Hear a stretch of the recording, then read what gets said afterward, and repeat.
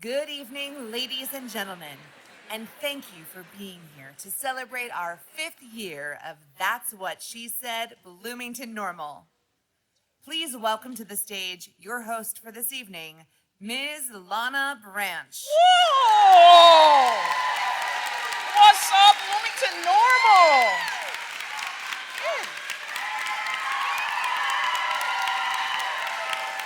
That's a good-looking crowd out there. Welcome. That's right. Welcome to That's What She Said, Bloomington-Normal 2024. What? Who's ready for an incredible night? I don't think they heard you in the green room. Who's ready for an incredible night? Yes! Couple questions before we get started, though. How many newbies are here tonight? All right. All right, so you got your tissue at the door, right? Because there may be waterworks. And for some of you, when you're laughing, other areas may leak. So I'm just checking to see if you're poised. I don't mean composed and self-assured. I mean down there. Hey, whatever works for you, she said, depends. Who was at our first show in 2019? Yes, well, thank you for coming back. Tonight, we are celebrating our 5th anniversary of That's What She Said, Bloomington-Normal. Yes.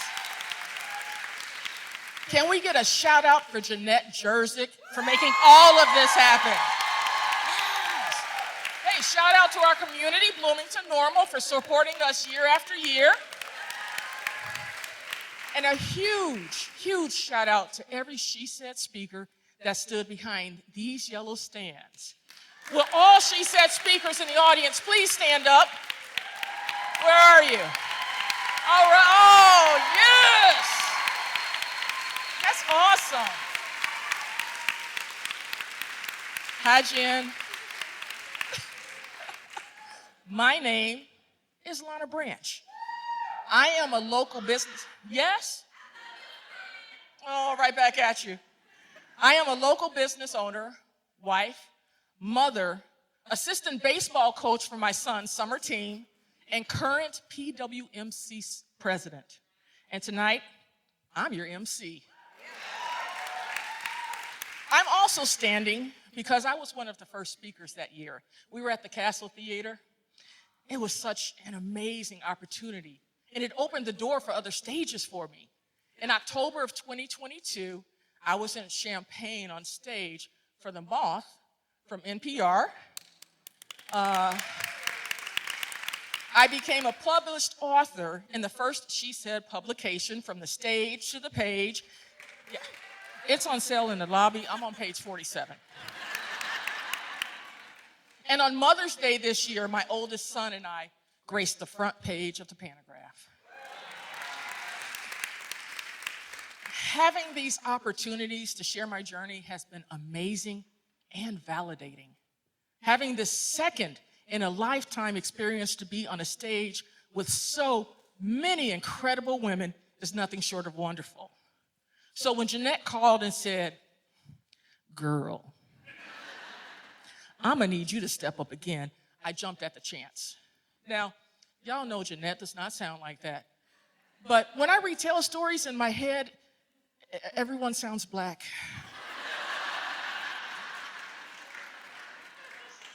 So on episode 1 titled, #Sorry Mom and Dad, I shared the gift of becoming a mom through adoption and how my kids' behaviors are essentially payback for everything I did as a kid. So I apologize to Mom and Dad because payback is a, bet you didn't know that after that night, parenting got harder because my kids got older. What the hell, Mom and Dad? My boys are now 13, 11, 7, and 5. I know, right? And some things haven't changed. Their bathroom still smells like pee because their aim still sucks. Some things have changed. The older ones, they don't mind showers anymore. They're in there for a long time. So, yay? Now, some things have grown. Their shoe size, the number of lies, and the piles of food wrappers hidden in the most unlikely of places. So I looked into that gentle parenting hack. I was thinking, I'm not that gentle. My wife, not gentle. And the kids, definitely not gentle. But after seeing a few videos, I realized that's not what it meant. So I tried to remember if mom and dad had used gentle parenting with us. Lori, I think they did. My sister's out there. And so I tried it. One aspect of gentle parenting is not saying no every time a kid asks for something. So I started practicing, and it really works. So instead of saying no, I will say, absolutely not. Or, you've got to be kidding. And my favorite, hell to the no. I also remembered things mom and dad would tell me as a kid when I was upset. They would always encourage me to look at things from a different view. It wasn't until I was older I realized that they were dropping Max Planck quotes on me. When you change the way you look at things, the things you look at change. Shout out to the power of perspective.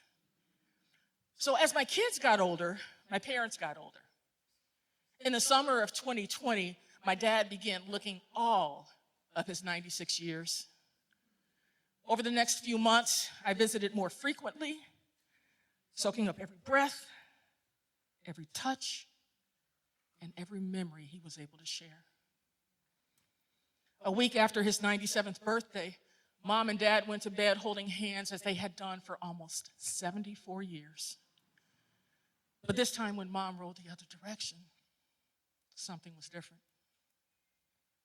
Now, in my mind, Dad tried to look at her through his now gray eyes, and though his face muscles no longer moved on demand, he would smile at her and tell her one more time, I love you more. Within hours of the first phone call, all of the kids and many of the adult grandkids were in the house. After a speedy drive, I ran upstairs and held his hand, and it was still warm. I looked over at Mom, sitting on the edge of the bed, gripping his other hand so tight. The light in her eyes was flickering, her shoulders were heavy, and her heart was starting to break. Hashtag, what the hell, Dad? Over the next week, plans were made, and definitely more tears were shed. The services started on January 7th. Happy birthday to me.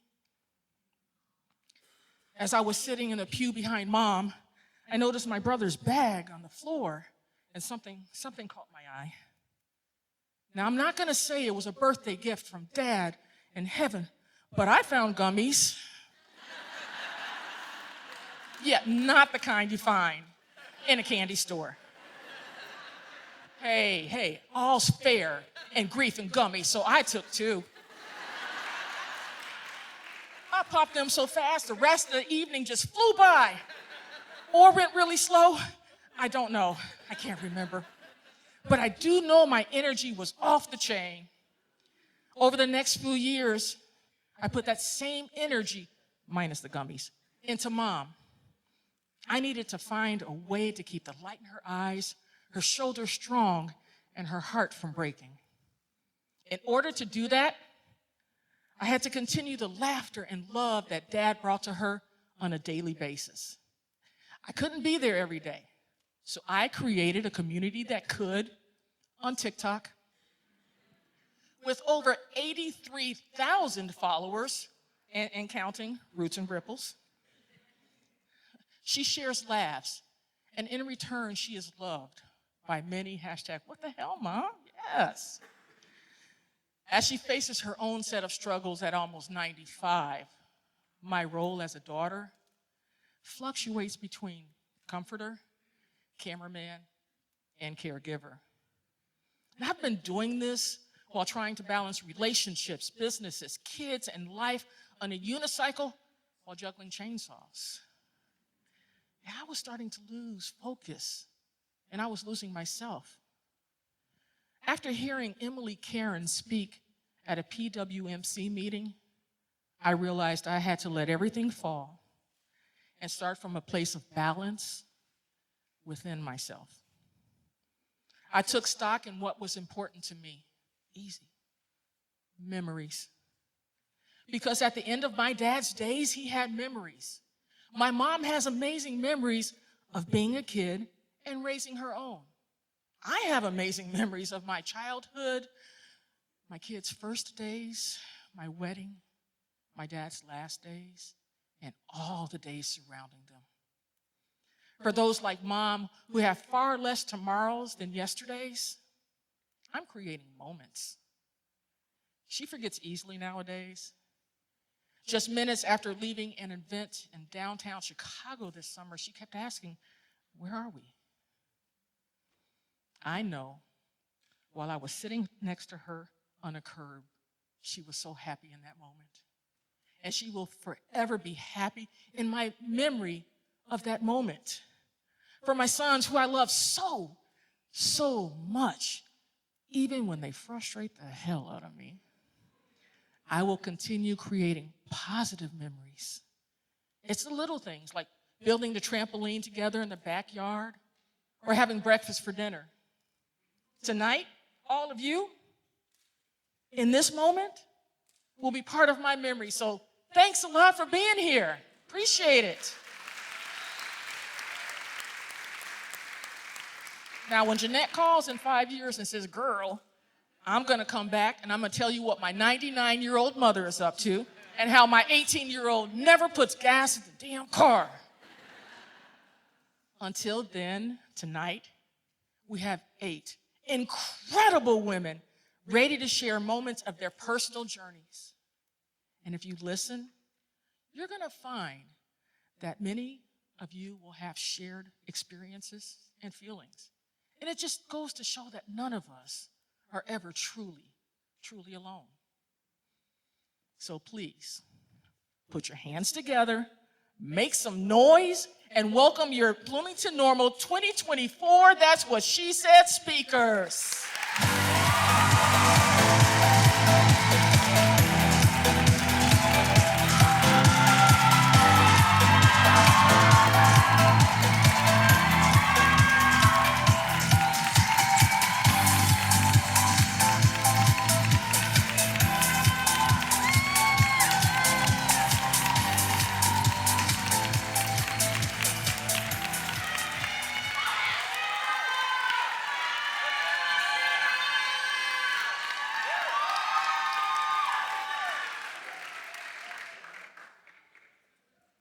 Someone have fans here. Growing up in Hong Kong, expectations for who you are going to be are often decided before you are born. My parents grew up in a culture where the only acceptable path for their children is to excel in school, get a job at a prestigious company, marry well, and know how to play piano. However, from the day I was born, I was not living up to those expectations. My mom liked to tell me the story that I was such a sick baby when I was born. So it was lucky that I'm even alive today. She also liked to tell me how flat my nose used to be when I was a baby. And her aunt kept telling her that she'll have to pay someone to marry me, as in the ultimate goal in life is to get married. I'm not sure this is true or not, but she also told me they used to put a nose clip on my nose to make it grow taller. I guess it worked, because I have the tallest nose in my family. But friends, don't try that at home. I guess growing up, I realized there's a lot of competition in the Asian family. Who's the tallest? Who goes to the best school? Who gets a good grades? Getting good grades is like an Olympic sport. There's a lot of emphasis and pressure associated with grades. Perhaps there's a reason why there's a story or a joke on the internet that we are Asian and not Bijan. So getting anything other than an A is not acceptable.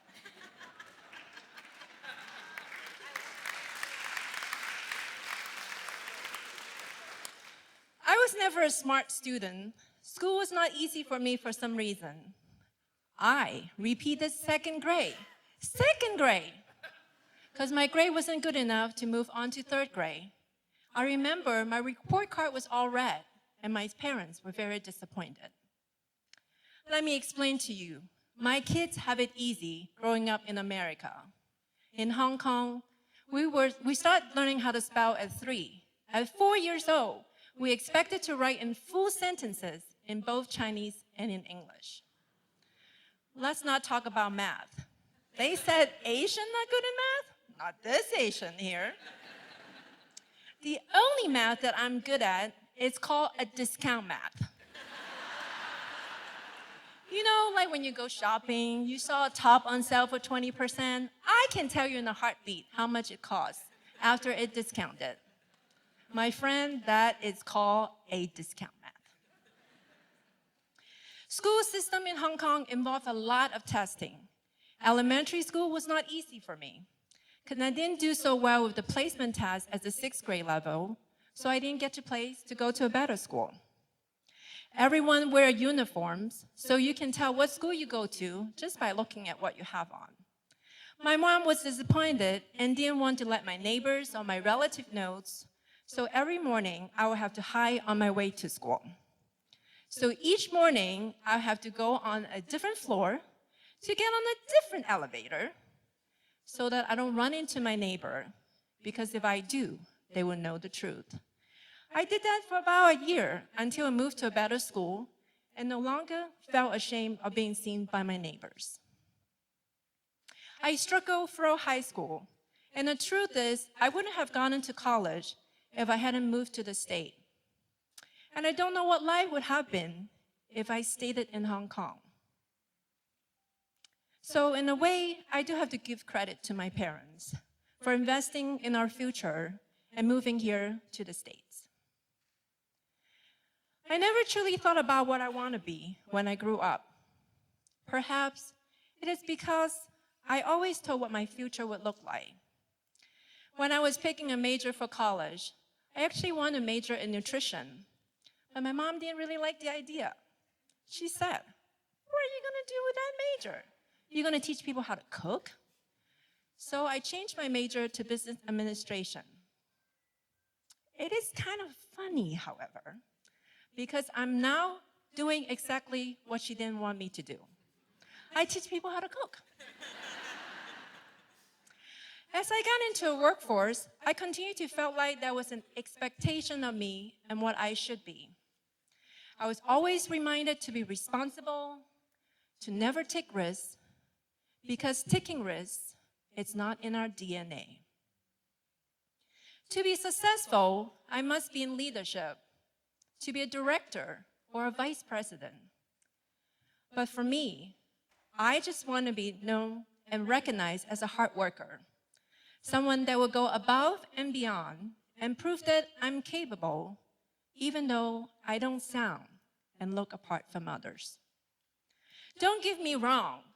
I was truly blessed and have been given many opportunities in my 21 years in the corporate world. And I have people believe in me more than I believe in myself. However, there was always or also part of me that felt like I had to keep proving myself. I was supposed to strive for a leadership position. I was supposed to always be available to raise my children and cook for my family. I was supposed to be able to do it all. And then I reached a point where I asked myself, how long do I have to do this? Is this something I want to continue to do for the next 20 years? And the answer was, heck no. Something within me wanted more. I wanted to prove myself that I could do anything that I set my mind to. I wanted to experience the reward that comes with taking a greater risk. In 2021, during the lockdown, I find myself watching a lot of streaming video. Don't judge, I know you all do it too. And I came across this video of Oprah interviewing Wes Moore, the governor of Maryland. And he said this quote, "I would rather flirt with failure than to never dance with my joy." And that stuck with me. Shortly after, I saw an opportunity to leave my corporate position and decided for the first time to listen to my heart and step out on my own. Starting my business was by far the scariest thing I have ever done in my life. Something I was told since I was little not to do, because it would involve taking a risk. My entrepreneur journey started with Bao Destination, a pop-up concept where I made handcrafted authentic bao, a typical Asian dish. Today, you can find my product in local grocery store. And in a month, I'll be opening the first ever revolving sushi restaurant with my business partner here in Bloomington-Normal.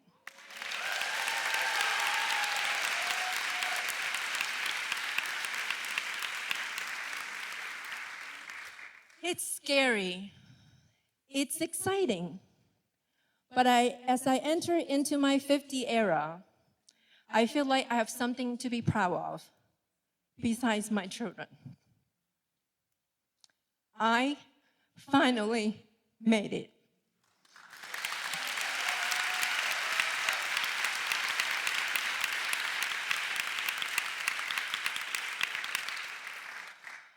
From a kid that almost didn't make it at birth, a kid that had to repeat second grade, a kid that almost didn't get to go to college and finish school.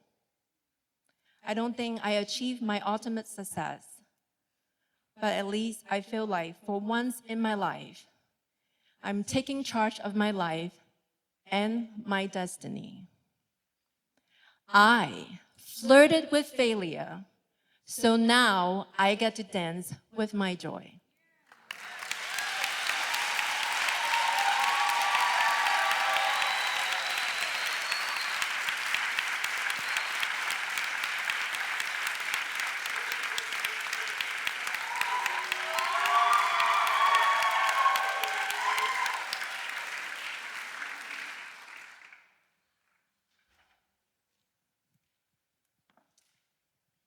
Every one of us in this world is so unique that no two people have the same fingerprint, not even identical twins. I recently discovered that fingerprints are developed during a process called a chaotic system in the womb. The seemingly subtlest movements during gestation creates the twists, the turns, and the swirls that develop into the human fingerprint. And out of this chaos, every one of us has the potential to make their own unique imprint on the world just by being who you are. I can definitely say that I was born into a chaotic system. I was born on a cold December day. And it was a miraculous moment when a very young, scared, unwed girl gave birth in an upstairs bathroom. No one knew about the pregnancy. No one knew she was in labor. When she joined the family downstairs for dinner, no one knew that she had just brought a baby into the world. She kept that baby hidden, afraid of what everyone around her might think of her.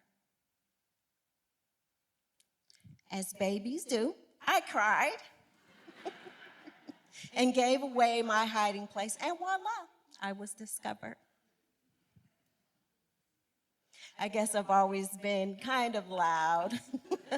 Even today, my friends tell me that I have something to say and I am going to be heard. In that moment, chaos ensued for my mother. As I stand here today, I'm the mother of 6 amazing children, and I have 8 incredible grandchildren, yes.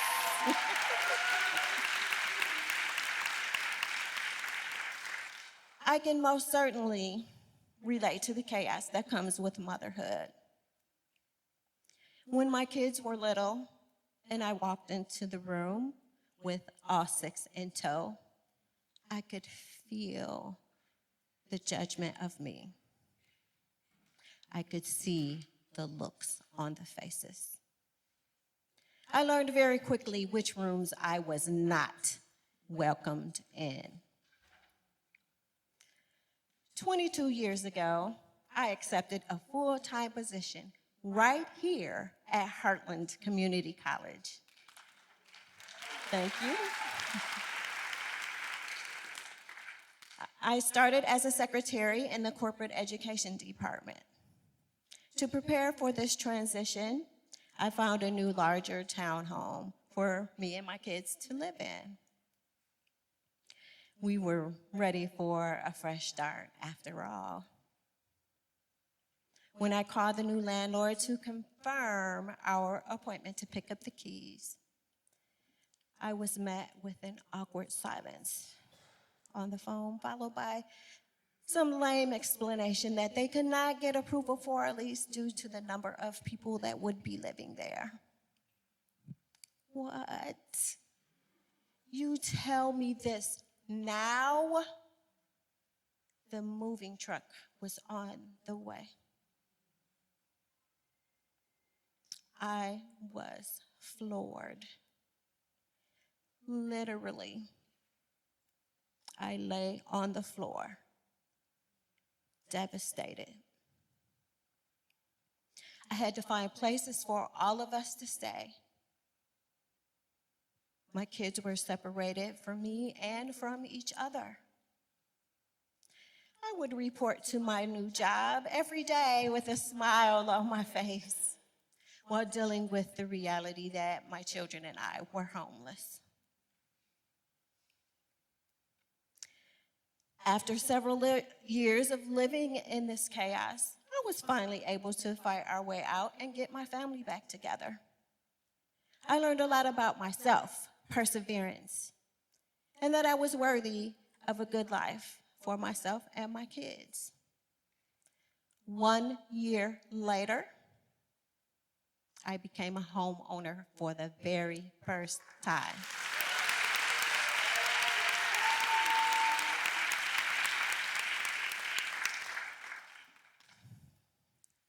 For many years, we were on our own, doing the best to stay out of the chaos and find joy in every day.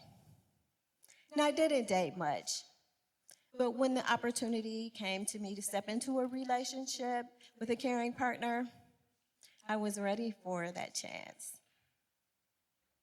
I wish I can stand here and tell you that those 10 years led to peace and joy. I wish so much that I could end my story here with a happily ever after. But we all know that does not always end that way. I, over time, learned the man I married was a narcissist. Everyone around me thought he was great, and some still do. I had endured abuse, both mentally and physically. And with a broken spirit, I had never felt more alone. I lost so much during those years. Friends, family, money, health, time, and most importantly, parts of me. I just wasn't the person I used to be, nor was I the person that I wanted to be. I had to find a way out. I could see my pieces here, there, everywhere. I did find strength in this song. I'll share the chorus with you. When I thought I lost me, you knew where to find me. You reintroduced me to your love. You picked up all my pieces and put me back together. You're the defender of my heart. This song is by Carrie Job, and it reminded me of God's love for me. It inspired me to pick up my pieces and put myself back together. The title, Defender, made me think about who I am. I've been a defender all my life, a fighter. Dare I say, a warrior. Wonder Woman has always been an inspiration to me. I feel like I can relate to this warrior princess from the Amazon. I am very tall on the inside. But even Wonder Woman doesn't wake up every day and face her demons barehanded. She has all this incredible armor to protect her and empower her. I looked around at all that I had in my life, and suddenly I could see and feel my armor surrounding me. I raised my children to be these incredible sources of strength and light in the world, and I can reflect on how each one of them represents a piece of the armor I wear. Wonder Woman has her crown. I have Kristen, my firstborn. Kristen stands tall and carries herself like royalty. Wonder Woman has a special breastplate with the insignia of an eagle. I can feel my daughter, Angel, right here on my heart with the strength and freedom of an eagle. Then there is Wooly, my sword. Wooly tells the truth, even if it cuts. Ramia is my shield, my protection. The belt Wonder Woman wears is Justina. She gives support so unconditionally. And my baby boy, Joshua, just like Wonder Woman's boots, he lights my path with his insight and wisdom. He is very mature beyond his years. But Wonder Woman's most famous piece of armor are her wrist cuffs. We all know that pose that she takes, crossing her wrist in front of her to deflect danger. Okay, let's all do this together. Shields up. Yes! Woo!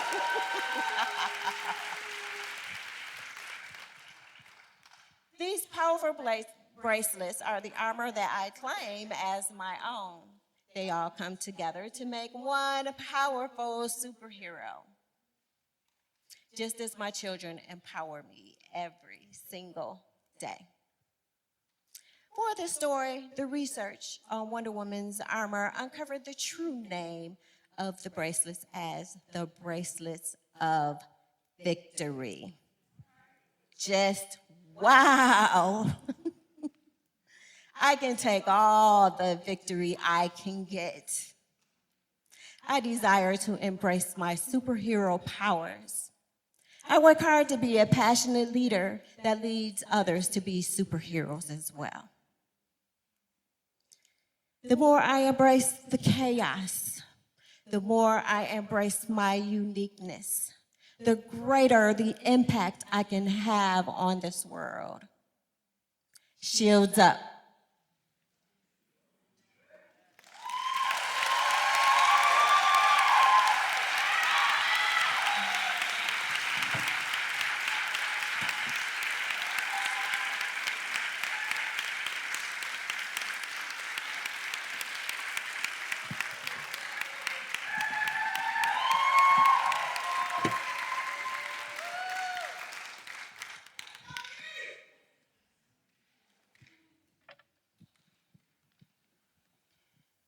death, dying, end of life.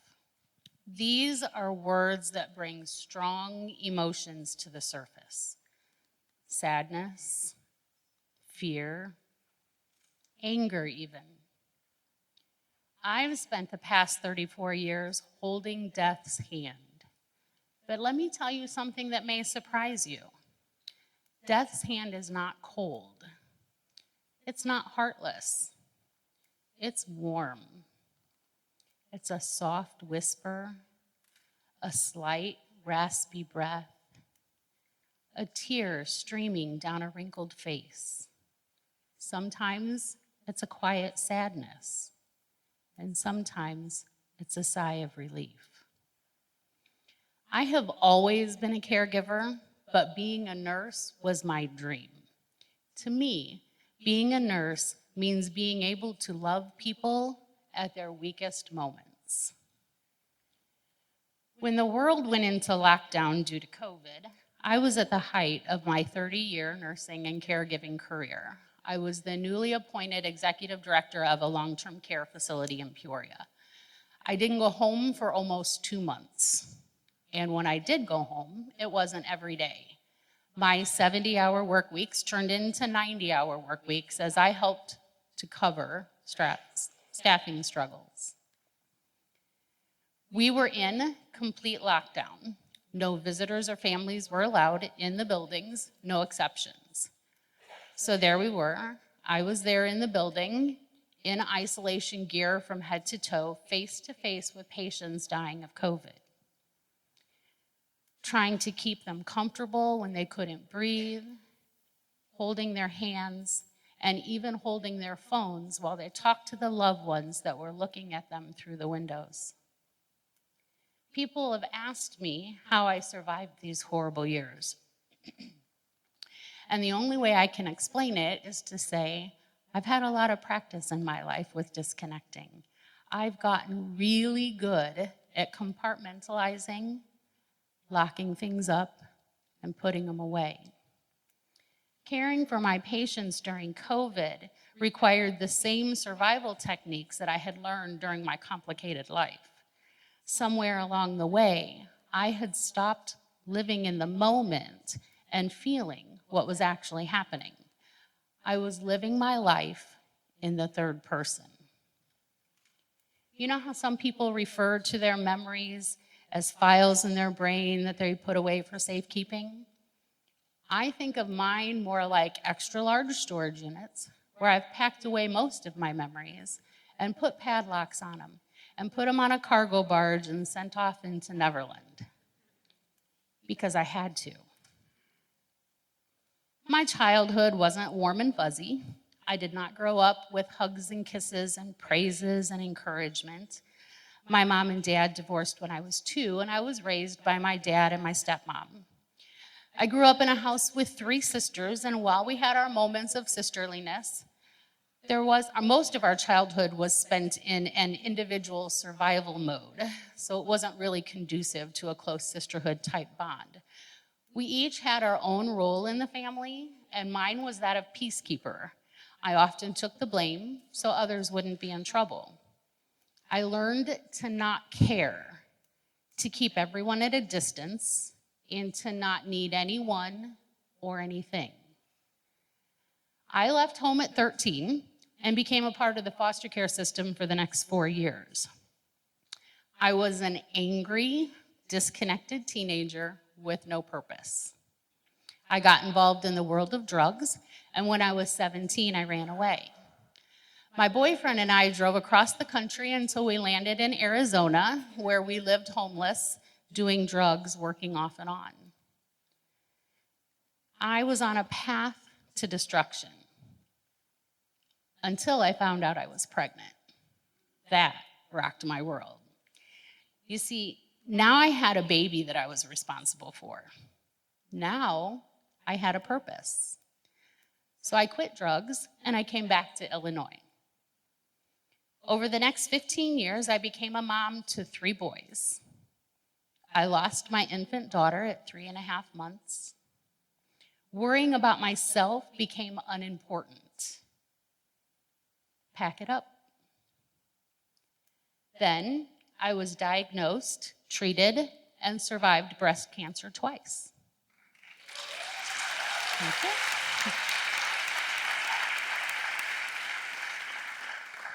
But lock it up. I raised my boys as a single mom when I met the man that I thought would be my forever person. I was finally ready to allow somebody into my life. But life took him away from me.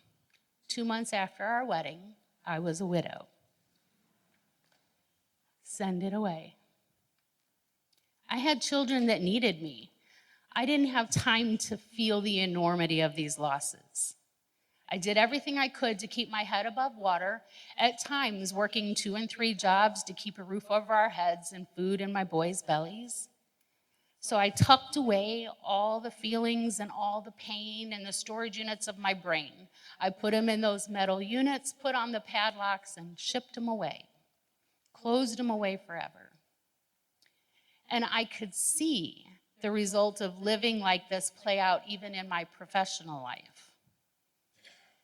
I was working as a CNA in long-term care, taking care of those that are no longer able to take care of themselves, feeding them, bathing them, walking them, talking to them, when I lost my first resident.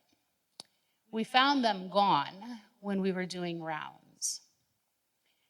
The fact that this person had died alone with no one beside them really affected me.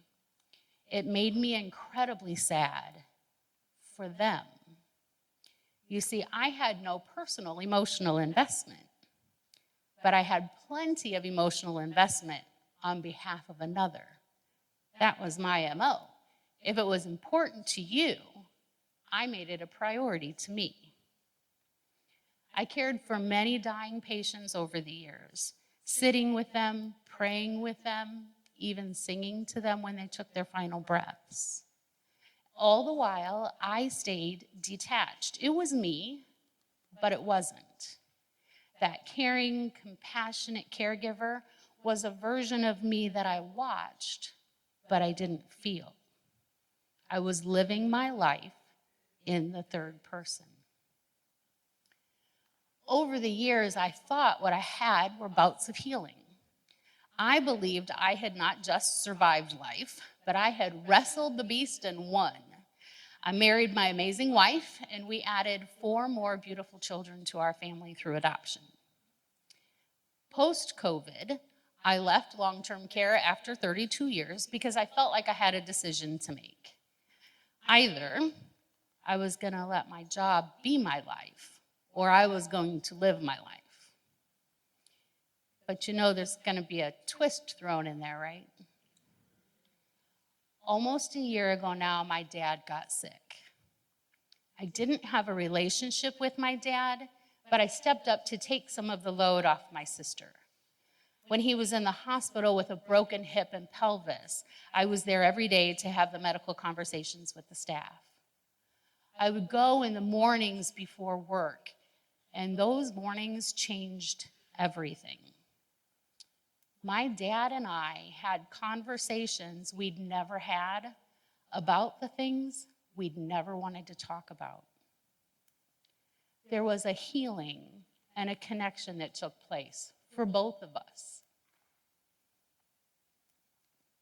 When he passed away unexpectedly, the enormity of the time spent together in those past few weeks hit me.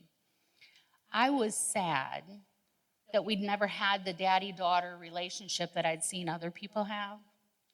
But I was grateful for those last weeks and the closure that we were able to find with each other. So I thought I was good. Living my life in the third person, I didn't stop to grieve. I went right back to work. Came home every night, was a mom and a grandma, and did all the things. And then 8 weeks later, I got a call from one of my children. My biological mom had died. This was a blow and shock to me. While we weren't close, she'd been living in Georgia with one of my sisters. I knew her health was poor, but I didn't know she'd been in hospice for the past 9 months. My sister never told me. I will never get the chance to make things right or find closure with my mom. That opportunity is forever gone. And for the first time, I haven't been able to step into the third person. I got angry. I'm still angry. This past year has been a struggle for me, and I was not ready for it. I thought that by this time, at my age, and with all I've seen in life, that I was rock solid. Except I'm not. I've spent so much time cycling through emotions this year, feeling at times like I'm barely hanging on and not understanding why this time in my life was so different. And then one day, a really smart woman who loves me pointed out something that really blew my mind. I am safe now.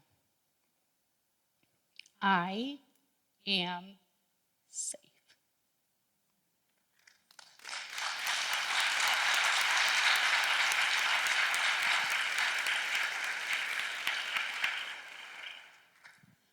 That's when I realized the original reasons for all of those walls, for that disconnect in those storage units and the padlocks, the two people in the world that were supposed to bestow safety, security, and love, but did the opposite and instead taught me fear, mistrust, and insecurity.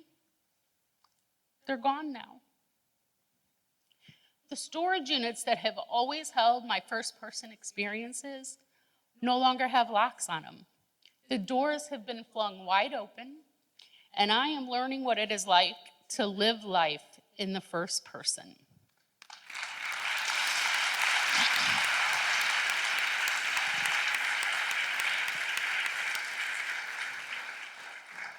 I have deepened my relationships with my older children and my grandchildren. I am more physically and emotionally present for every moment of raising our younger boys. I choose to work 40 hours a week, loving what I get to contribute, but work looks a lot different for me now. It no longer takes away those precious moments that I'd been missing for so many years. This is a year of transition. This is me learning how to openly feel all the feels. This is me learning how to love me and that I deserve to love me.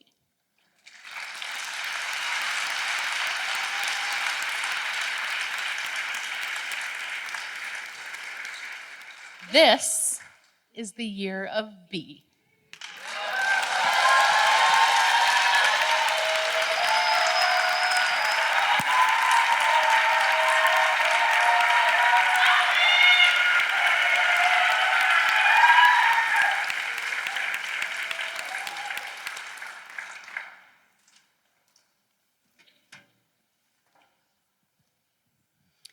Wow.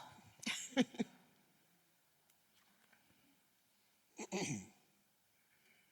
gotta get past B's story to get to mine. Friends, we are living in very complicated times.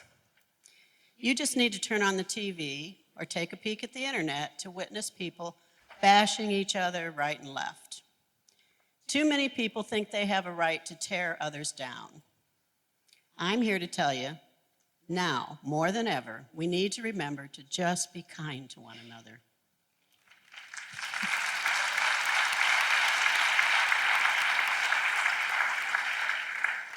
There was a time in my life when the world was not so kind. My life took an unexpected turn. My story could have been very different today if I had given in to society's expectations of me. But kindness is more powerful than any of the world's ills. If you pay attention, you may find kindness in the most unexpected places and at the most unexpected times. My husband and I used to take walks in the evening, especially when it was nice out. We'd wave to our neighbors. We'd watch them work in their yard. We'd strike up conversations. Just say hello. One evening, our neighbor Gene struck up a conversation with us, and he asked me a question that stopped me in my tracks. "Will you be going to the class reunion this year, Vicki?" he asked. Now, Gene and I had attended school together, but I had to awkwardly remind him that I didn't graduate with him and that I was not invited to attend these alumni reunions. And then he kindly asked me another question. "Well, do you want to go? I can get you an invitation. I'll get you the information." I had a long pause. I debated an answer, and I finally said, "Oh, sure, why not?" That simple question from Gene opened a door to me that I thought was closed and sealed 20 years earlier. You see, I loved school. I was an excellent student. I always got good grades. When I went and told my counselor that I wanted to go to beauty school and be a beautician, he told me I was way too smart for that, and he recommended I work towards a career in X-ray technology. He was guiding me towards a work program we call DO, Diversified Occupations. Then, a few weeks before the end of my sophomore year, I realized I was pregnant. This was 60 years ago. It was a different time, and this was a really big deal. I kept it a secret till nearly the last day of school. Then I went and spoke to the counselor. He informed me that if I told the school about my situation, they likely wouldn't let me stay. They probably wouldn't even let me finish my sophomore year. He was right. I waited until the very end of the last day to tell anyone else, and then I was officially kicked out of school at the end of my sophomore year. I was not allowed to return, for fear I would be a bad example for the rest of the girls. 60 years ago, there was very little consideration about the boy who was involved in my pregnancy. It was almost a point of pride, some guy thing, while an expectant mother was looked down on. My parents were devastated. A school administrator told my mother I had ruined my life, that I had so much promise, but that was gone. Shattered dreams, he told her. I was given some limited options. It was hinted that I could probably return second semester the following year if I'd give my baby away. I knew one thing. I was going to keep my baby. Adoption was not an option.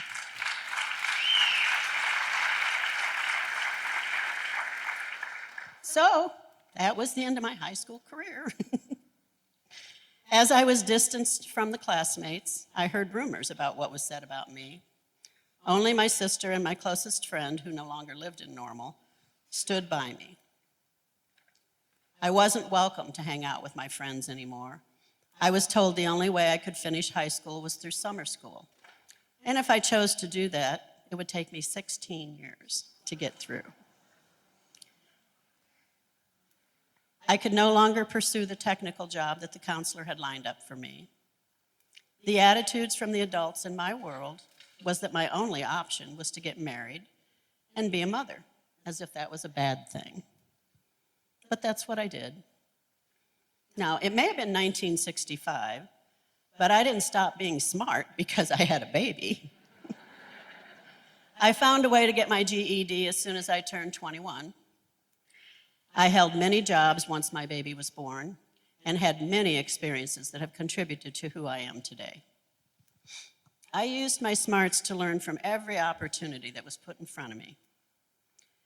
I did not pursue my calling into cosmetology for 7 years. I had spent several months helping to care for my dying mother.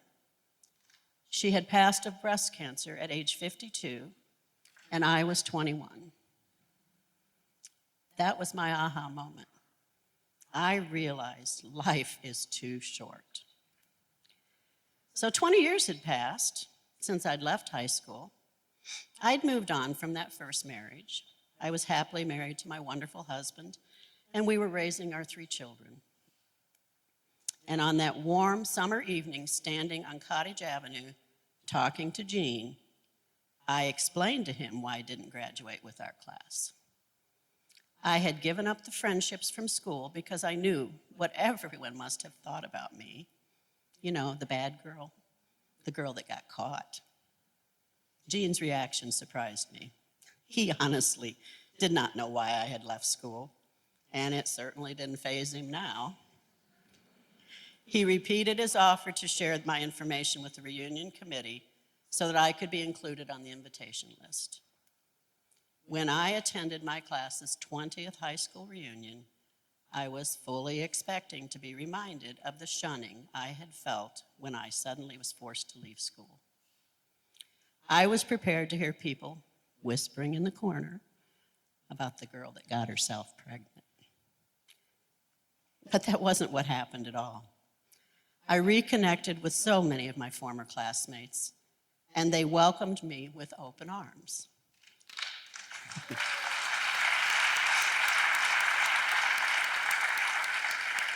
It didn't matter that I didn't get to finish or graduate with them.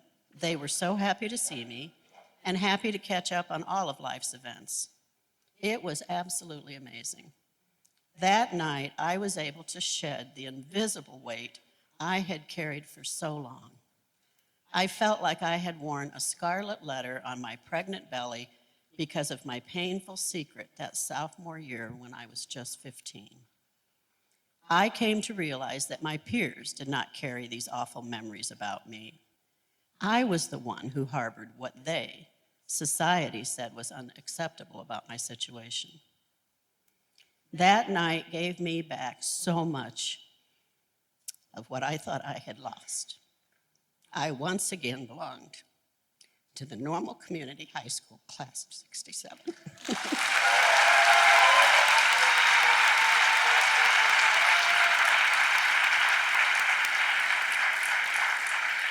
I had so much fun at that reunion. I joined the reunion planning committee. Back then, our class organized reunions every 5 years. I've been an active part of all of them for the past 40 years. Keeping connected with the class has become one of my passions and joys. When we were approaching the year that we were all turning 60, we knew we had to do something special. We had a picnic that year, and we increased our gatherings to every year. Now, every year it's not a formal reunion. We do a picnic or something, but every 5th year we still have a formal high school reunion. And now I get together with my former classmates, the ones who I thought were judging me all those years ago, every single year. We have a blast. It keeps us young. When something is this good, life's too short to wait 5 years. Life's too short to settle. I went for my GED and ended up the career path I had always been called to. In fact, it may even have been divine intervention all those years before that kept me from pursuing that hospital job. Life is too short to harbor grudges. Life is too short to focus on negative past events. Life is too short to stay in relationships that are not nourishing you or those involved. Life is just too short for a lot of things. Life is too short to be unkind. It is because of Gene's kindness that one day, over 40 years ago, that I have so much more joy in my life. I am so incredibly grateful. And guess what? Our annual gathering's tomorrow night. We're celebrating our 75th birthdays this year, and we still rock. Let's hear it for NCHS Class of '67. Go Ironman.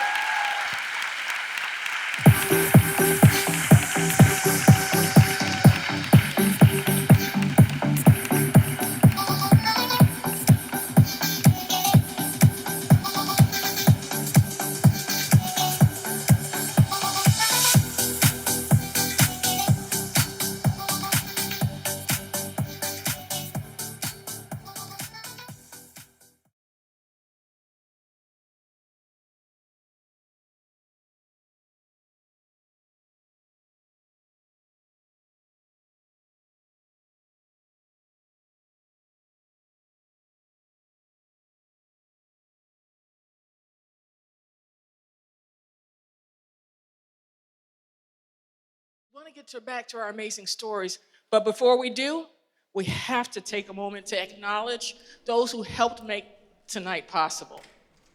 Thank you to our presenting sponsor, Carl. They have been so supportive year after year with That's What She Said, and we are honored to have them alongside us as we celebrate our 5th anniversary here in Bloomington-Normal. Now, this beautiful set behind me, and that is from Carpet Weavers Flooring and Furniture Gallery. Thank you for making our stage so beautiful this evening. Thank you to our amazing after-party sponsor, Commerce Bank. You're all invited to join us. Just tell them, you're friends with me and you can get in. And that's gonna be in the atrium immediately following tonight.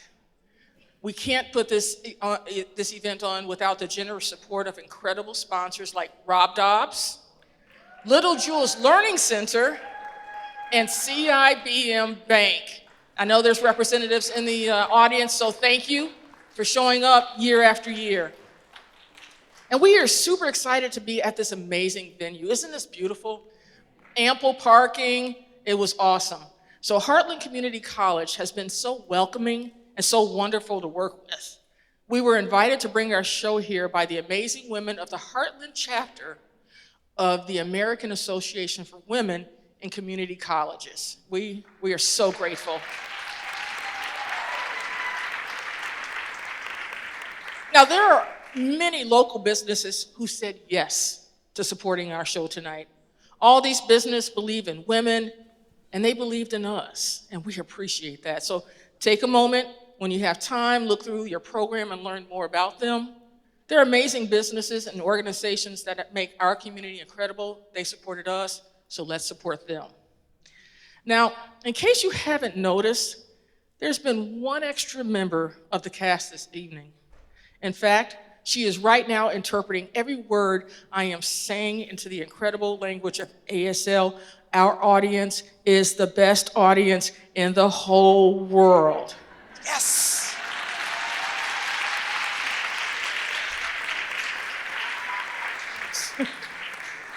We have a mission at the She Said Project to make our shows and events as inclusive and as accessible as possible. And it is my great honor to introduce you all to our interpreter, Mrs. Rose Panepinto. Thank you, Rose. Now, every She Said show partners with a nonprofit within the community. And tonight, we are honored to be working with the Multicultural Leadership Program. They are celebrating 15 years of empowering individuals to become servant leaders. Allow me to introduce you to two amazing women to share a few words about this transformative organization, and they are fellow She Said sisters. So please welcome Cecilia Ruffin and Sharon Peoples. Yes. Thank you, Lana. It feels so good to be back up here. Seems like it was just yesterday that I was up here. I want to say, first of all, good evening to each and every one of you. John Maxwell said that leadership is not about titles, positions, or flowcharts. It's about one life influencing another. The Multicultural Leadership Program is a 9-month leadership experience with a focus on servant leadership. This program began with the vision and leadership of Pawnee Item, along with a group of dedicated individuals who believed in the need for servant leadership. Their other-centric mindset laid the foundation for MCLP, and since 2009, we have graduated over 330 individuals.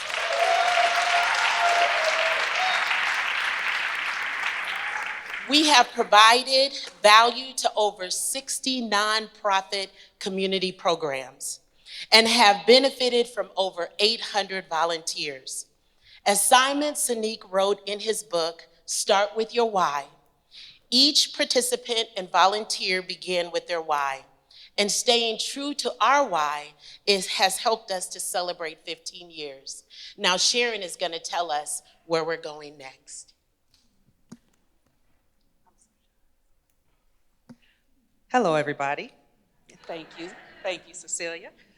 I am genuinely enjoying this amazing night celebrating our new class of She Said Sisters and their empowering stories. So let's just take a moment to briefly talk about the strategic direction that MCLP is headed.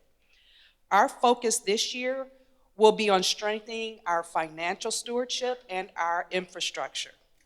And so when I talk about our financial stewardship, the strengthening that we're planning to do is in our financial controls, our oversight, and on our planning.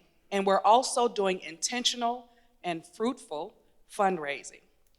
We are excited about the efforts that we're taking to strengthen our infrastructure, and those efforts include expanding our solid operational board of directors.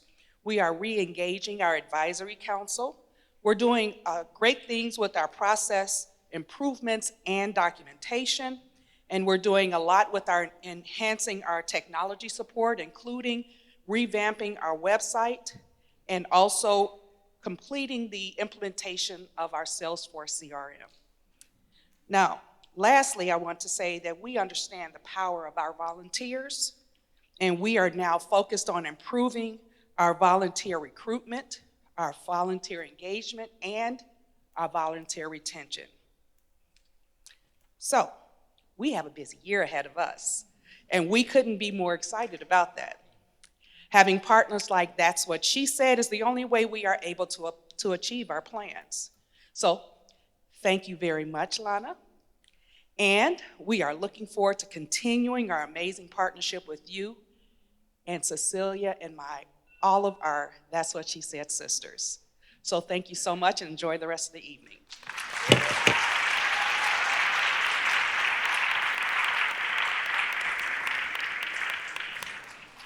I'm gonna need you guys. Girl, come back. Oh, money. No. I just want to say thank you, Sharon and Cecilia. It's an honor to support such a meaningful organization. Now, we need to get back, like you just said, to sharing some of these stories, but I need your help. Help bring us all of the speakers back, so please. Welcome back to our That's What She Said speakers.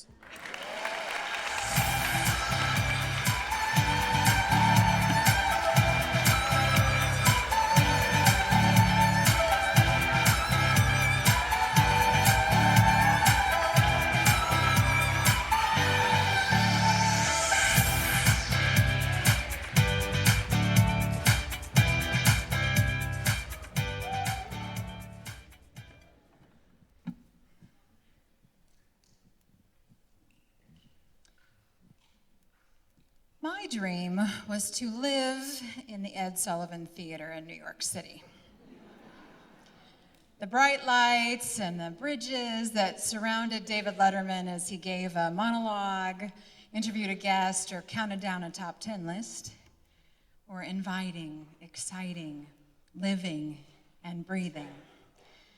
So after my first 5 years of teaching, where I encouraged high school students to chase their dreams, I found the courage to prepare my resignation with a plan to move to New York City.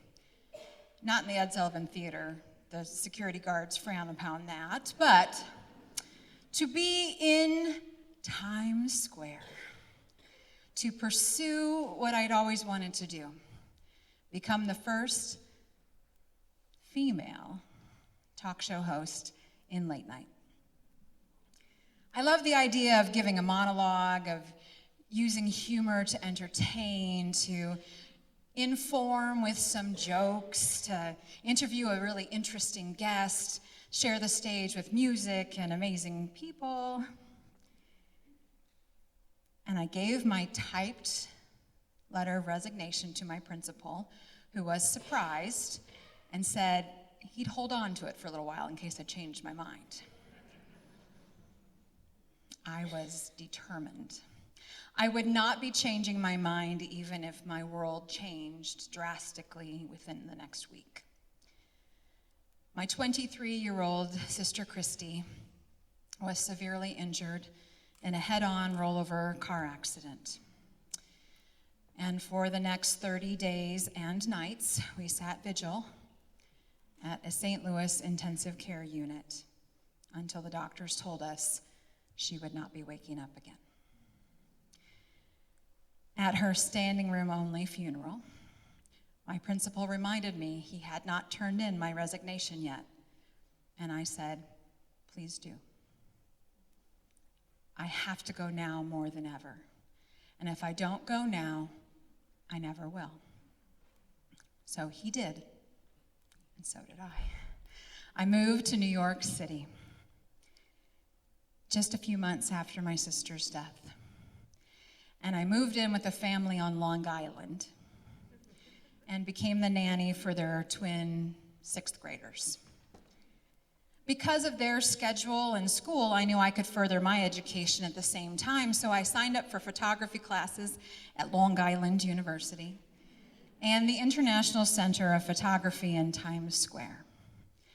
To become a student, I just had to go to a brief interview with my portfolio. I didn't have one of those, so for the next several weeks, I took pictures of everything. And on August 31st, I went to the top of the Empire State Building and took pictures of the entire tri-state area and all of its impressive architecture.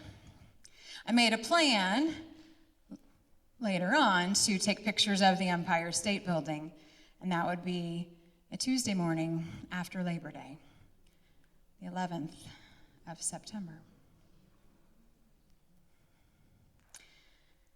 After a longer or later than normal Monday night, I woke up groggy and rushed as I prepared the twins for their early morning field trip with homemade lunches and early drop-off, which I thought was great because then I could get to the station early and beat all of the tourists to the top of the World Observation Deck, the World Trade Center.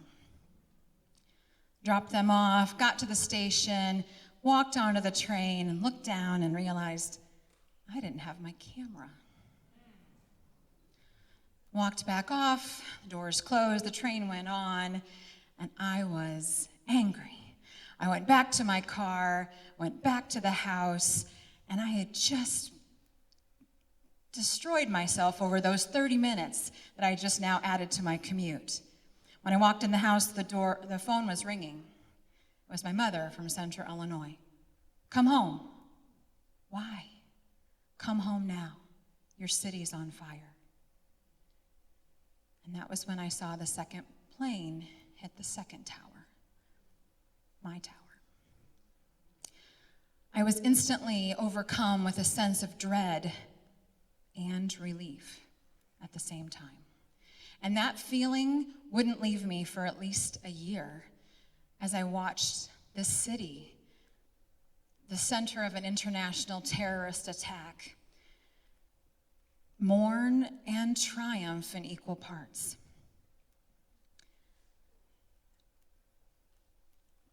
The lights at David Letterman's theater were dim for the next week, while tourism waned and rescue operations became recovery ones. And it was 3 weeks before Saturday Night Live returned to the airwaves. But with it, a collective sigh of relief of New Yorkers as we could now laugh again in spite of indescribable trauma. Some would argue that it was too soon, but I tend to think that humor and trauma go hand in hand most times. Carol Burnett gave credit to her grandmother, and although the origin isn't officially known for this equation, tragedy plus time equals comedy. Time is relative, and humor is subjective. But humor has power, which is really why I wanted to be on that center stage. Power to lead, the power to entertain, the power to educate, power to share joy, and the power to heal. Rosie O'Donnell was one of the first female talk show hosts, and while she didn't host during late night, she did everything I wanted to do: educate, entertain, give stuff away. And I desperately wanted to be in her audience in New York City. And after 9/11, the New York City Tourism Bureau begged locals to save the entertainment industry. Please come and see shows. Please come and see the talk shows. Please support the movies. And they didn't have to ask me twice. Within a month, there I was in the front row, in front of Rosie O'Donnell, center stage, in the iconic Rockefeller Center. She was electric, entertaining, everything I knew I would be. And I loved it, even if she stole my job. During the first commercial break, however, when the live lights turned off, so did her contagious smile. I saw the heartbreak of performing comedy in a city just 1 month removed from destruction of life, buildings, and security. I saw the human behind the humor and the energy it took to be on, hiding whatever her true emotions were for the sake of others. And I saw myself. And I realized that as an educator, whether in front of a class or just living my life, that I was on center stage, performing, entertaining, hiding all the time that I was sad and heartbroken for loss of my sister, my city, my dream. When I returned back to Central Illinois that next August, I wasn't sure I wanted to teach ever again, so I took other jobs. The school found out. And they called and asked if I'd want to direct theater. Okay. And that's all it took, and I was back in the classroom. But see, it was there that I slowly realized, in front of a captive audience of teenagers, that I could hone my humor craft every hour of every day. I had humor's power, and I could wield it to educate, to entertain, and to control. I promised students in my English class that they would only be required to laugh once during every school year, or they would fail. Just once. Daily, I would give them a journal question, because it's important to write every day, and it's important for me to take attendance without you talking. So sometimes the question would be related to what we were studying. Sometimes it would be random, and sometimes it would be inspiration as I drove to work that day. And on this fateful day, it was, as I overheard radio talk show hosts discussing what they would do differently if they were the opposite gender. And I thought, great question. I'll ask the kids. I wrote, if you were the opposite gender for the day, what would you do differently? And the students began writing, except for one young teenage boy who blurted out, dude, if I was a chick, I'd play with myself all day long. And the students laughed. And I had two choices, and quickly. I could remove him from class and wield that power as a disciplinarian, or I could use humor and wield that power. Guess which one I picked? So I said, no, honey, the question says, what would you do differently?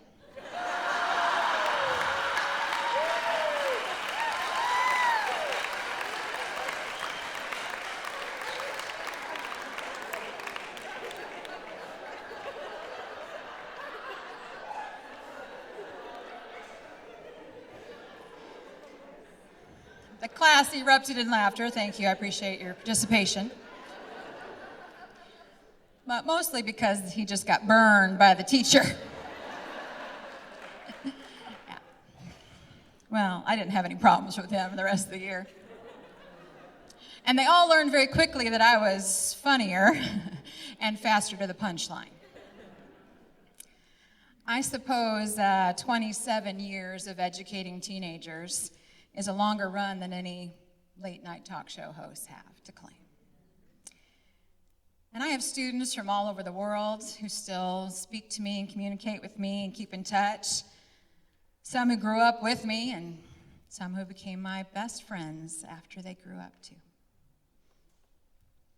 This has been one of the greatest privileges and honors of my life, to spend time with young people and hopefully make positive impacts on their lives and let them make positive ones on mine with their stories and my stories and our humor. And I haven't asked them, but I think Dave and Rosie would be proud. Thank you.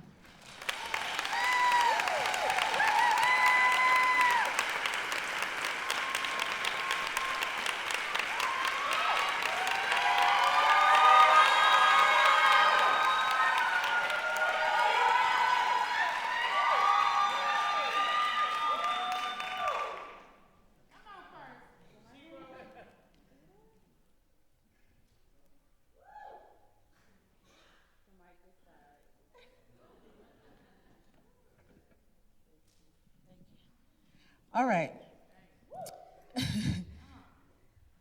Have you ever lost something? Of course you have. We've all been there, frantically searching for our car keys when we're already running late. We've all experienced the case of the missing shoe. We've even had the unfortunate circumstance of losing the green stuff, money. While loss is familiar to us all, a few years ago, life taught me a lesson I never asked to learn about losses. We can get a new set of keys, we can buy a new pair of shoes, and we can work for another check. But sometimes we lose valuable things that can never return to us. It was a typical day in November of 2019. I had a long day at work, and I was ready to head home when my phone rang. My husband was on the line, and he sounded a bit frantic as he instructed me to shut off my computer, not look at my email or social media, stay on the phone with him, and drive straight home. My heart started pounding as my mind raced to figure out what could be so wrong. As I arrived home, I was met by my William, who quickly ushered me past our 3 children. His sense of urgency trumped my usual routine of hugging and kissing them and listening to them tell me about their day. He walked me into our bedroom, sat me down on our bed, and when his eyes met mine, I knew that this could not be good. My husband looked me in the eyes and told me that I had lost something forever. His words were, "Charlatta, Brandon has been shot." Brandon Jose Riggs, my baby brother, my mother and father's last child, had taken his last breath on earth. He was gone. How could I cope with this loss? Losing the brother I grew up with, ate with, played with, fought with, laughed with, and loved so deeply. My body immediately sank. I went into shock, gulping for air as I tried to comprehend everything that I had just heard. Each inhale felt as though I was swallowing down so much grief that it took up a permanent residence in my belly. From the depths, a darkness came over me. I did not know if I could go on. I needed to mourn for my brother. I wanted to scream, but I had no power to muster out any sound. I had so many questions. Who murdered my brother? Was it an attempted robbery, an altercation with someone? Was it him simply being in the wrong place at the wrong time, who shot my brother multiple times and left him bleeding on the floor lifelessly? I wish I could stand here today and tell you today that all those questions got answered. The truth is, the more questions we continue to ask, the less we seem to know about his death. Long days and nights followed. The grief dragged me down so deep that the earth was too high up to reach to pull myself up out of it. And in the days leading up to his funeral, I felt blinded by darkness. How could I say goodbye when his death was still a mystery? How could I face such a loss? I watched my brother be lowered into the darkness of the earth, and I watched as shovels placed dirt on top of his casket. And it was at that moment I was reminded that there are buried treasures in the dark. Life was teaching me another lesson, that some of the most prized possessions are found in the earth's deep, dark, and cold regions. Diamonds, rubies, and emeralds, those precious stones were all first embedded in soil. Every stone has a unique story that once began in the dark. And at that moment, I realized while my brother was being lowered to the ground, I was yet rising in my soul. As we drove off the cemetery, I could feel something shifting. As deep as the darkness was that I was in, I knew at that moment that darkness could not define me. And just like precious stones surrounded by darkness, I believed I could be transformed into something beautiful in the midst of my darkness.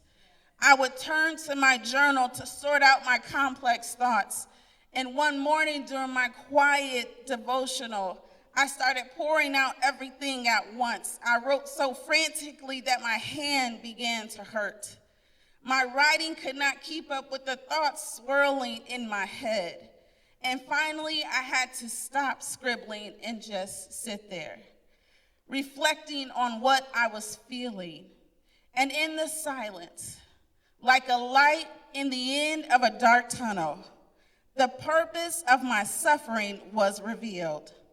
I vividly saw the words, "She rose."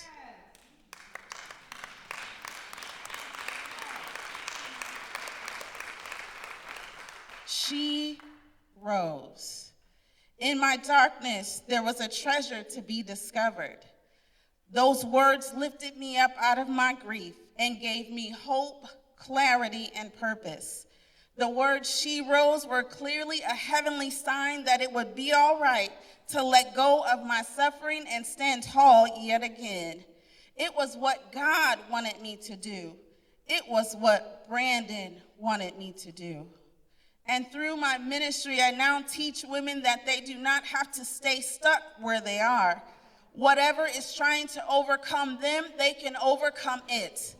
Whatever is trying to conquer them, they can conquer it. And they too can rise and become the SHEros that they were meant to be.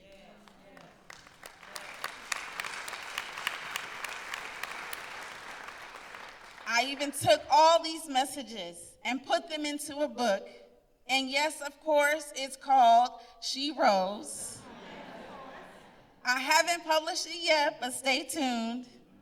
My purpose and passion is helping women tell their story with the power of these words, "She rose."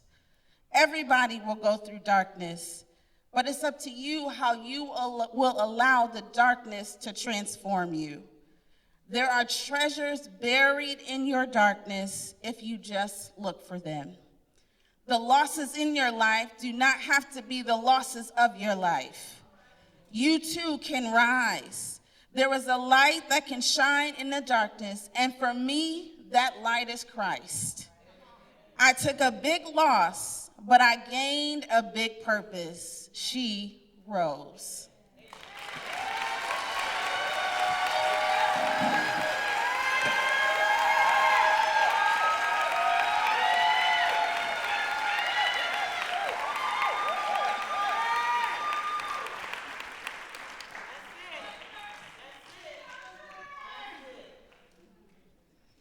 thanks for letting me follow that.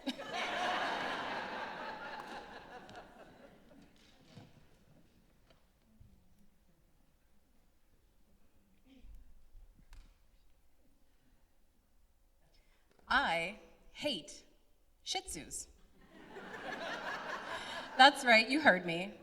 Those impossibly cute little smushy face dogs. They usually come back from the groomer with a little bow in their hair or a bandana around their neck. Yeah, those. I cannot stand them. By nature, I am a dog lover, but because of my dad's pink sweater-wearing Shih Tzu, Princess Sophia, I have forever been turned off by the breed with dainty paws and fluffed hair. And I'm here to tell you why. One of my earliest memories from childhood was of my dad putting his fist through a wall. I was maybe 3 years old when it happened, which meant my brother was just about 1. I can remember my dad scooping him up with bleeding hands in a drunken stupor and absolutely refusing to let him go. My mom stood by in tears, just pleading with him to safely set my brother down. But it didn't matter what words she spoke or how many tears she shed. My dad could never be reasoned with in his worst moments. Many years later, I realized that my mom hid that hole in a wall with my grandmother's jewelry box. It was a Band-Aid to a much larger problem. I just didn't know it at the time. His fits of rage were not an everyday occurrence. I still enjoyed a very ordinary, middle-class suburban childhood.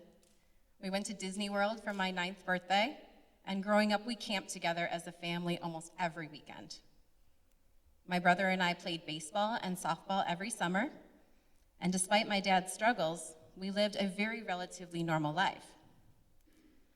But it was the unexpected, unanticipated days that still sink my stomach looking back. I remember having a softball game in Richmond, Illinois, the summer I turned 13. My dad was responsible for driving me to the game, and my mom was going to meet us there after work. But as I climbed into the van that day, the beer cans colliding with my toes should have been a red flag. I was just too young, and I didn't recognize it for what it was.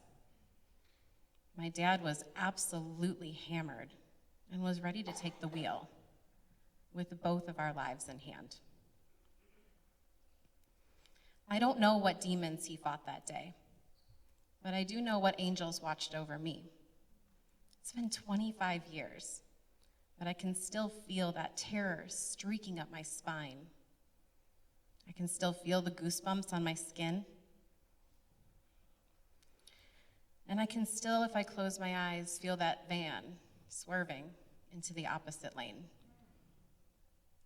I don't know what higher power allowed us to arrive unscathed that night, but I do know what arms I ran to the second we arrived. I clung to my mom and I just cried. The game had already started, but I never got to play. I didn't want to anymore. I just begged her to take me home and to never let him drive me anywhere ever again. The next day after school, I found a pink Post-it note on my pillow. It was paper clipped to a $5 bill. All it said was sorry. I kept that $5 bill. I still have it, tucked away in an envelope. Because of my dad's dependence on alcohol, he wrecked more than just cars. He wrecked lives in inexplicable ways. For all his faults and the emotional scars that he left in his wake, he did teach me something along the way. He instilled in me the need to always do the right thing. Now, in hindsight, his words are outrageously ironic. It's been 5 years since I ended my relationship with my father, for good. This was not a decision I made lightly, My dad has suffered from alcoholism my entire life. And if I'll be so bold, I will also diagnose him with narcissism, aggression, depression, and whatever the medical term is for being a pathological liar. It's been 5 years since we last spoke.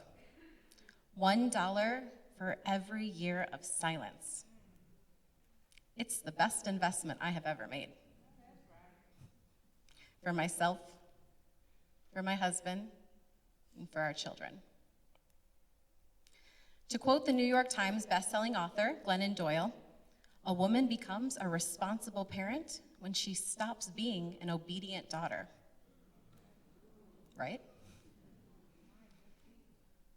More than 1/4 of young adults are estranged from one or both of their parents, suggesting a complete societal shift away from the traditional American family. The hashtag toxic family has 1.9 billion views on TikTok for a reason. I'm a part of this statistic. On Easter Day 2019, I upheld his words and I made the decision to do the right thing for my own inner peace, but also for the future of my children. It was the day I decided I was done. I was 4 days postpartum with my youngest. I remember holding my infant in my hands, watching my son and my daughter open their Easter baskets. One of the little things I had tucked inside was a bag of vanilla-flavored goldfish cookies. The kids didn't care. They preferred their bubbles and their peeps and their chocolate bunnies. But I remember vividly watching my dad pick up that bag. And without asking, he ripped it open and he sprinkled a couple cookies on my couch. For Princess Sophia, my favorite pink sweater wearing Shih Tzu. I can still hear her stupid snaggle teeth crunching and munching on my children's Easter treats. I can still see it caught in her fluffy hair. And I swear, she looked me straight in the eye and she chewed every bite with zeal. Now, I recognize that this small act in itself, it was not heinous. But keep in mind, I had just given birth 4 days before. I had barely slept. I definitely hadn't showered. And in addition to my infant son, I had a 1-year-old and a 2-year-old to care for. Not smart. The fact that anyone had an Easter basket that year was a flippin' miracle. I asked him to stop, and I explained that the cookies were not for the dog. They were for my kids, for his grandkids. He waved me off, and he fed her more. I asked him to stop again, but my request carried no weight. The same way my mom's pleas fell on deaf ears so many years before, my feelings didn't matter today, like hers didn't matter yesterday. It was the same cycle, the same record playing on repeat. My husband intervened, repeated my words, and so did my mom. But no matter what was said, he defiantly fed that dog until the entire bag was gone. Now, like I said, I get that this act wasn't anything major, but it was a defining moment for me because I knew I didn't have to continue this relationship. He hurt me that day more than any day prior because he demonstrated to me just how little he cared. The love and affection he showed that dog far surpassed the love he held for his daughter. She mattered more than me. Boomers accuse millennials and Gen Zers to be too quick to cut contact. And I'm here tonight to push back on that. We do not have to tolerate unacceptable behavior because someone is related to us by blood.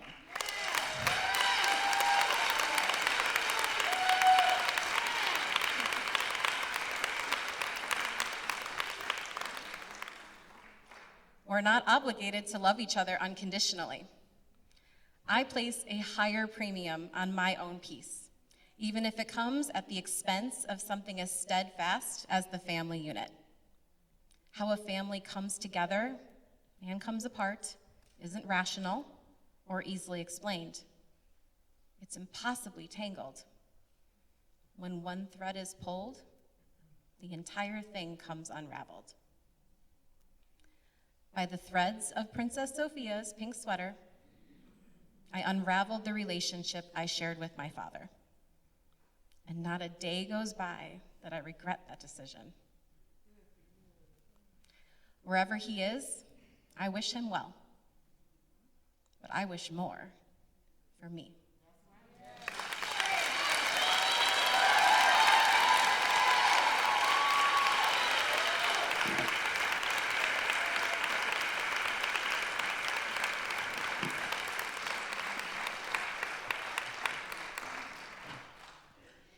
Okay, so I've been told I talk really fast, so I need you to all listen really fast, okay?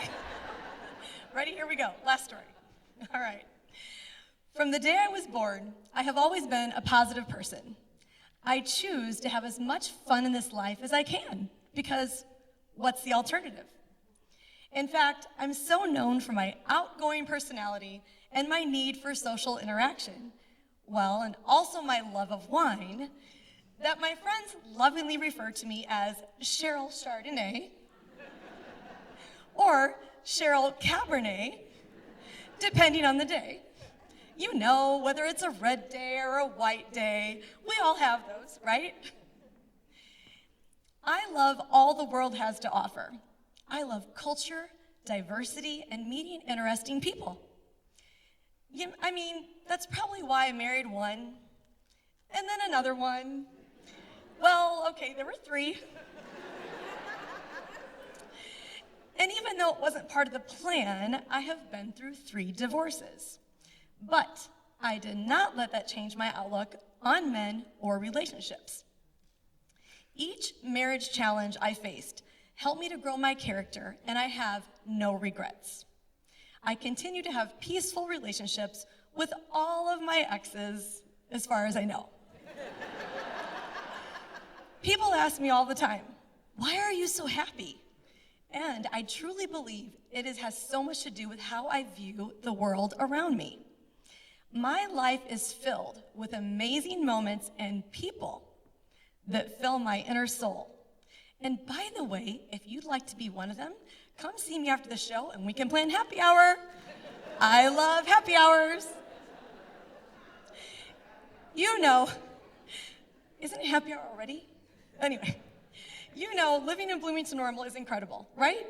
But I love to travel and go out and see the world. I enjoy all of these amazing experiences and meet the most kind people during my travels.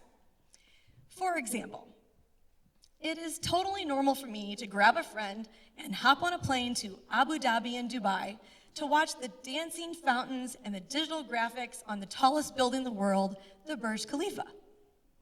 Well, last year I went to Italy, and I met a friend in Venice for the first part of the trip, but then I went to Milan, Lake Como, and Bellagio, all by myself.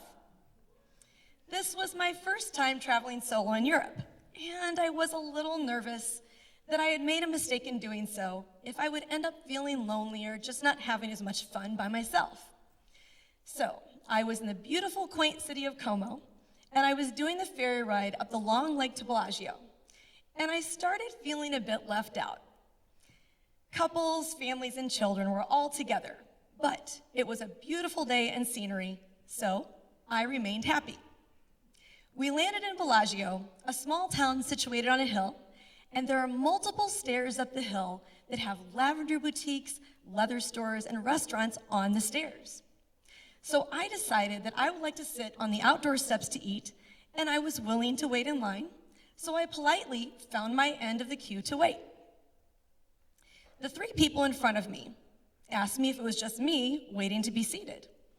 And I told them yes, and then they asked if I would like to sit with them instead.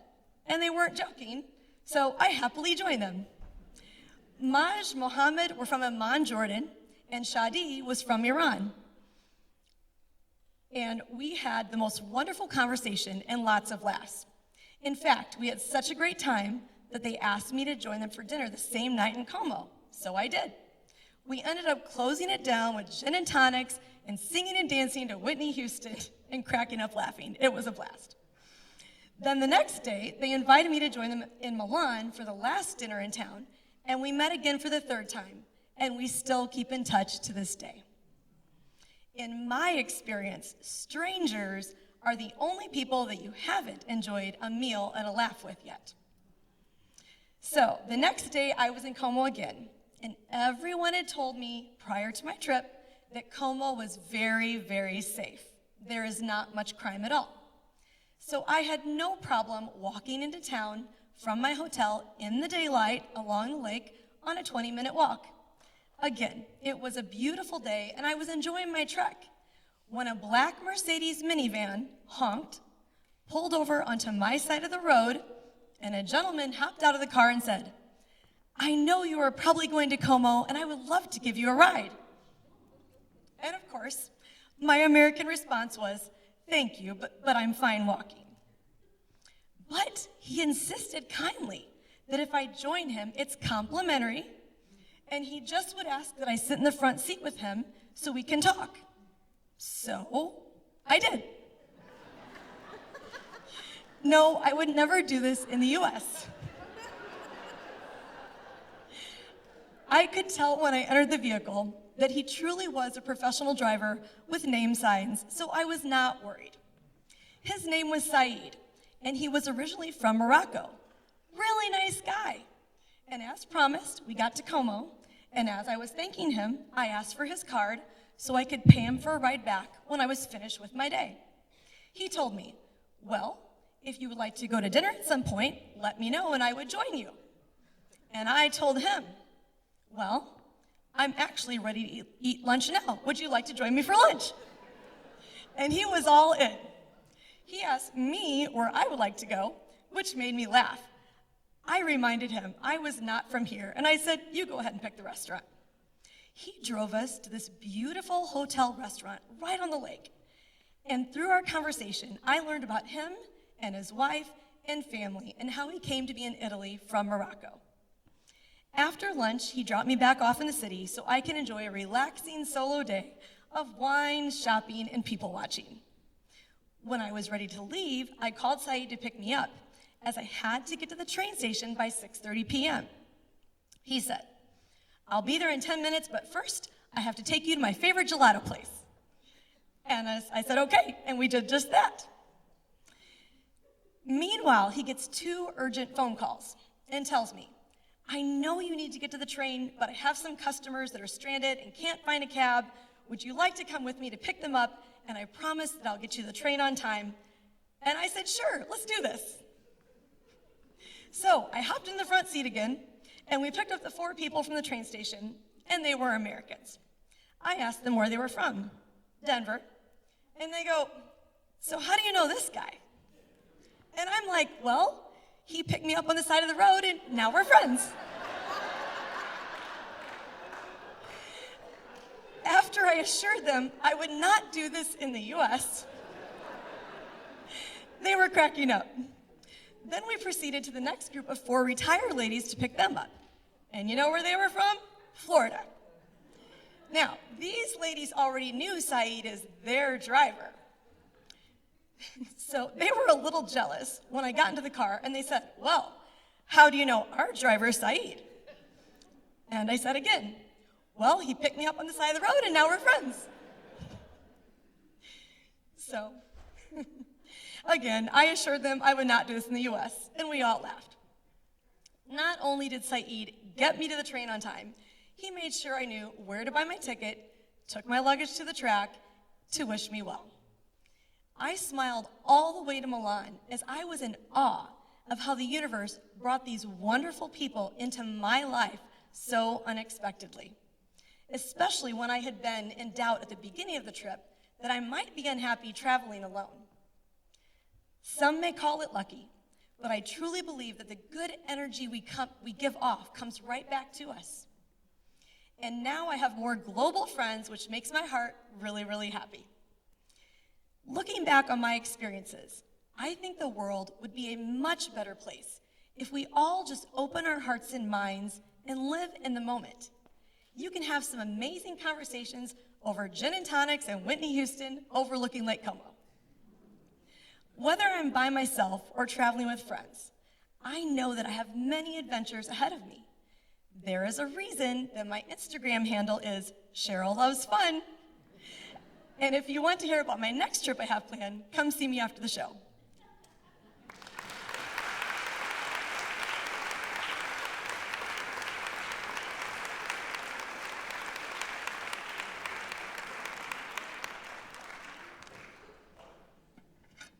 Has this been an incredible night?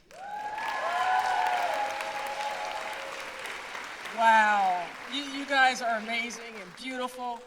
And in fact, this has been an extraordinary journey that began over 5 years ago. So please, let me introduce you to my friend who called me up and said, girl, our director and our friend, the national director of all things She Said, Jenette Jurczyk.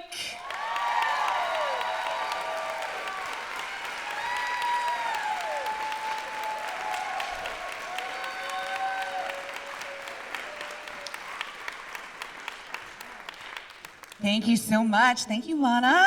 Thank you, everybody, for coming out and supporting these incredible, amazing, bold, courageous women. Hi. I see so many familiar faces out there tonight, and some faces that will become familiar as we continue to shine a spotlight on the women of Bloomington-Normal.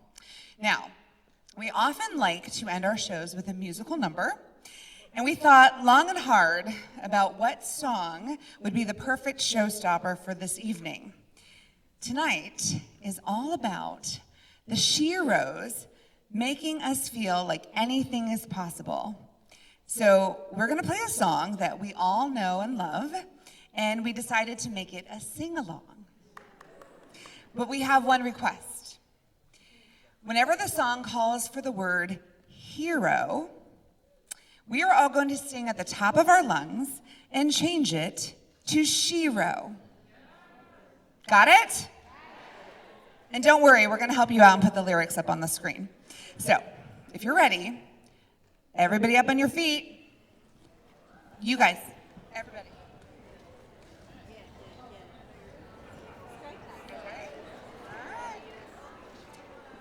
Maestro, you ready? This is for everybody. I want to hear you loud and proud. Hit it.